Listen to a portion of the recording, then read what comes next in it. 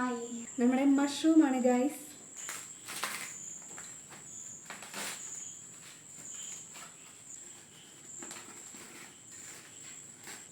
നല്ല ഭംഗിയുണ്ടല്ലേ കാണാൻ, ഭയങ്കര ഫ്രഷ് ആയിട്ടുള്ള കൂണാണ്. ഇനി ഞാനിത് വെള്ളത്തിലിട്ട് വെക്കാം കേട്ടോ. വെളുത്തുള്ളിൻ്റെ ഇഞ്ചിൻ്റെ നല്ല അടിപൊളി സ്മെല്ല് വന്നുകൊണ്ടിരിക്കുന്നുണ്ട്. ഉള്ളി ഇടുകയാണ്.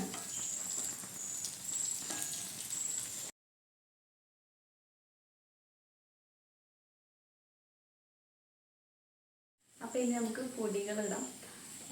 മുളക് പൊടി, കുരുമുളക് പൊടി, ഇതെന്തായിരുന്നു, ഗരം മസാല, സോറി ഇത് ചിക്കൻ മസാല, ഇത് ഗരം മസാല, മഞ്ഞൾപ്പൊടി, പിന്നെ ഇതിൽ കൂടാതെ കുറച്ച് മല്ലിപ്പൊടിയും കൂടി ഇടാം കേട്ടോ. അപ്പോൾ ആദ്യം നമുക്ക് ഇത് ഇടാം.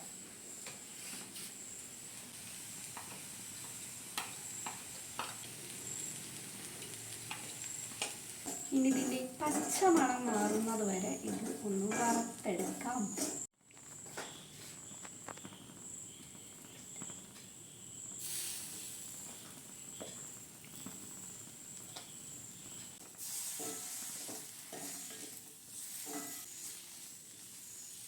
ഗ്രേവിയൊക്കെ റെഡി ആയിട്ടുണ്ട് കേട്ടോ. ഇനി കുറച്ച് വെള്ളം ഒഴിക്കാം. പിന്നെ നമുക്ക് മഷ്റൂം ഇട്ടതിന് ശേഷം കുറച്ച് ഉപ്പിടാം, പിന്നെ കറിവേപ്പില ഇടാം. അത്രേ ഉള്ളൂ. പിന്നെ ഏകദേശം ഇങ്ങനെ അടച്ചു വെച്ചിട്ട് ഒരു 10 മിനിറ്റ് നേരം വേവിക്കാൻ വയ്ക്കുക. അതോടെ നമ്മുടെ പരിപാടി കഴിഞ്ഞു ഗൈസ്. കുറച്ച് വെള്ളം ഒഴിക്കാം.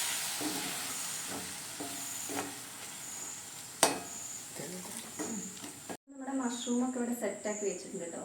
ഈ ഗ്രേവിക്കിടാം.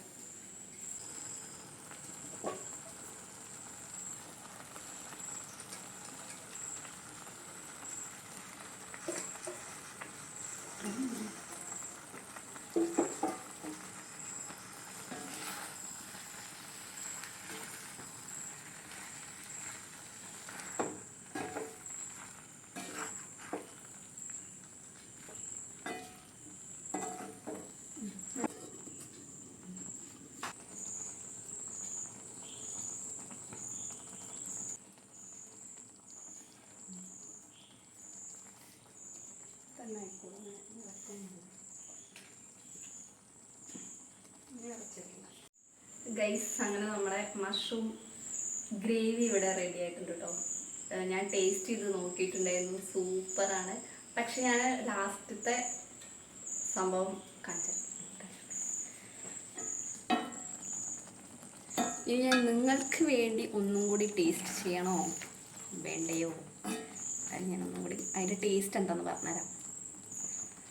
ഈ ഒരു ഇവിടെ കിട്ടുന്നുമില്ല.